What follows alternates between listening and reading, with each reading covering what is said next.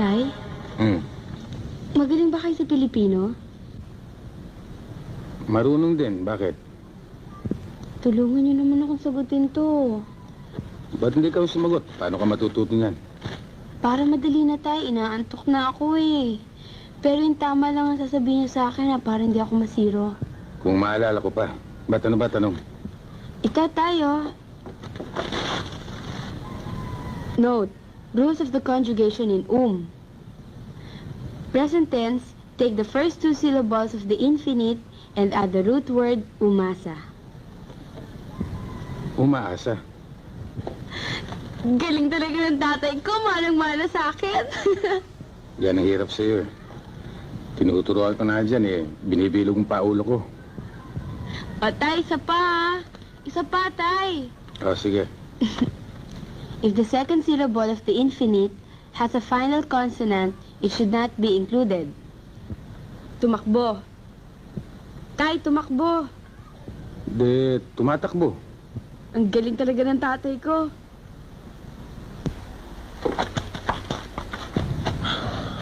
Yan yung Berteng yung nasa bintana. Panata mo na, Kiko.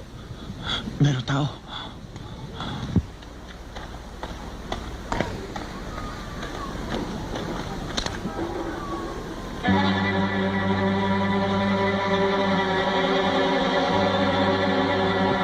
Teka, nakakahalata na ako niyan. Parang ako na nag-aaral ah. Ba't hindi mo sagutin yan? Kayo na daw ang sumagot. Isa na lang naman eh. Ikaw na muna sumagot yan at saka nakalimutan ko na yan. Sige na, tay. Hindi, nakalimutan ko na talaga yan eh. Tay naman eh.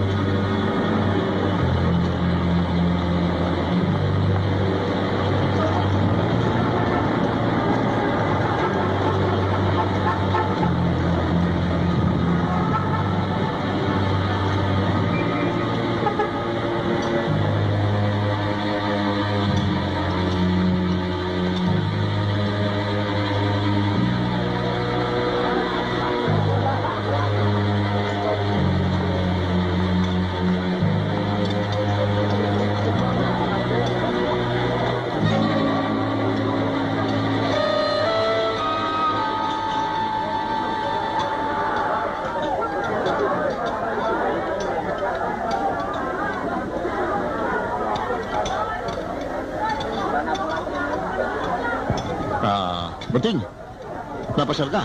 Paano mo na lamang narito ako? Napag-alam ko na dito ka madalas kumain. Gano ba? Buti naman at hindi ka nagkatubiling lumapit sa akin. Kung may kailangan ka, sabihin mo. Kung kaya ko, hindi ka magdadalawang salita. Huwag na tayo maglokohan, Mr. Llanes.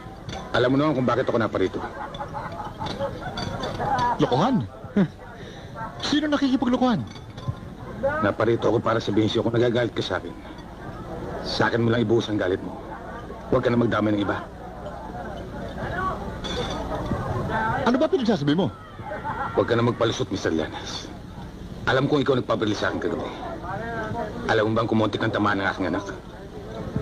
Kung may nangyari sa aking anak, huwag mo sabihing malakas ka. Huwag mo sabihing marami kang tawan. At huwag mo rin sabihing marami kang salpi. Pare-pareho lang tayo. Isang bala ka lang.